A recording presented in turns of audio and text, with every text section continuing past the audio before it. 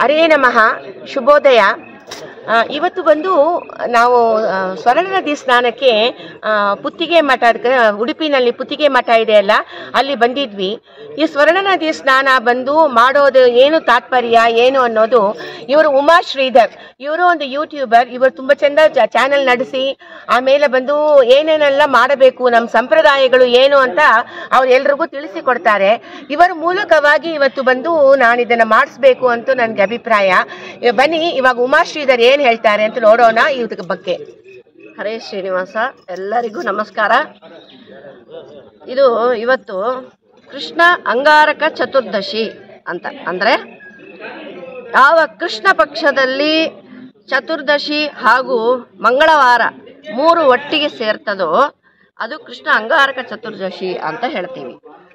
ಆ ಕೃಷ್ಣ ಅಂಗಾರಕ ಚತುರ್ದಶಿ ದಿವಸ ನಾವು ಸ್ವರ್ಣ ನದಿಯ ಸ್ನಾನ ತುಂಬ ವಿಶೇಷ.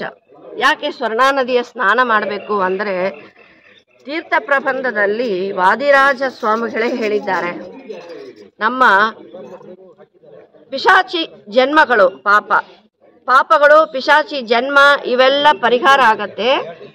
ಹಾಗೂ ನಾವು ಈ ಸ್ವರ್ಣ ನದಿಯ ಸ್ನಾನದಿಂದ ಮುಕ್ತಿ ಸಿಗತ್ತೆ ನಮ್ಮೆಲ್ಲರಿಗೂ ಅಂತನೂ ತೀರ್ಥ ಪ್ರಬಂಧದಲ್ಲಿ ನಮ್ಮ ವಾದಿರಾಜ ಸ್ವಾಮಿಗಳು ಎಲ್ಲರಿಗೂ ತಿಳಿಸಿದ್ದಾರೆ.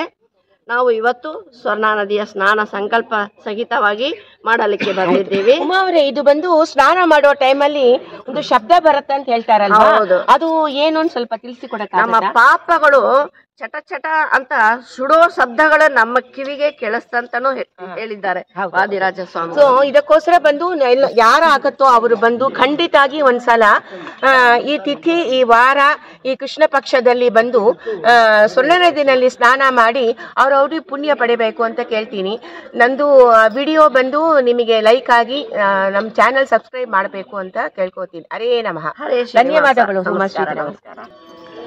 ಇದರಲ್ಲಿ ಬಂದು ಇನ್ನೊಂದು ಹೇಳಕ್ಕೂ ಮರೆತುಬಿಟ್ಟೆ ನಾನು. ಹೆಂಗಸರೆಲ್ಲ ಬಂದು ತಲೆ ಮೇಲೆ ಗಂಗೆ ಇದೆ ಅಂತ ನಾವು ತಲೆ ಸ್ನಾನ ಮಾಡೋದಿಲ್ಲ.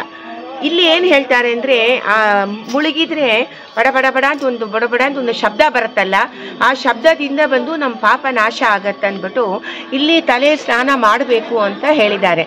ಯಾಕಂದರೆ ತುಂಬ ಜನ ಬಂದು ತಲೆ ಸ್ನಾನ ಮಾಡಬಾರ್ದು ಅಂತ ನಮ್ಮ ಶಾಸ್ತ್ರದಲ್ಲಿ ಇದೆ. ನಮ್ಮ ತಲೆಯಲ್ಲಿ ಗಂಗೆ ಇರೋ ಕಾರಣ ನಾವು ತಲೆ ಸ್ನಾನ ಸಮುದ್ರ ಗ್ರಹಣ ಬಿಟ್ಟರೆ ನಾವು ಯಾವಾಗಲೂ ಮಾಡಲ್ಲ. ಅದೇ ಆಚಾರಗಳೆಲ್ಲ ಹೇಳಿ ನಾನು ಕೇಳಿದ್ದೀನಿ. ಬಟ್ ಇಲ್ಲಿ ಏನಂದರೆ, ಆ ಥರ ಶಬ್ದ ಬರಬೇಕು, ನಾವು ಮುಳುಗಿದ್ರೆ, ನೀರಲ್ಲಿ ಮುಳುಗಿದ್ರೆ ಆ ಬುಡು ಶಬ್ದ ಬರಬೇಕು ಅನ್ನೋಕ್ಕೋಸ್ಕರ ನಾವು ತಲೆ ಸ್ನಾನ ಮಾಡಲೇಬೇಕು. ನೀರಲ್ಲಿ ಮುಳುಗಬೇಕು ಅಂದರೆ ತಲೆ ಸ್ನಾನ ಮಾಡಲೇಬೇಕು. ಸೊ ಇಲ್ಲಿ ಬಂದು ತಲೆ ಸ್ನಾನ ಮಾಡಬೇಕು ಅಂತ ಹೇಳ್ತಾರೆ. ಇಲ್ಲಿ ತಲೆ ಸ್ನಾನ ಮಾಡಬೇಕು.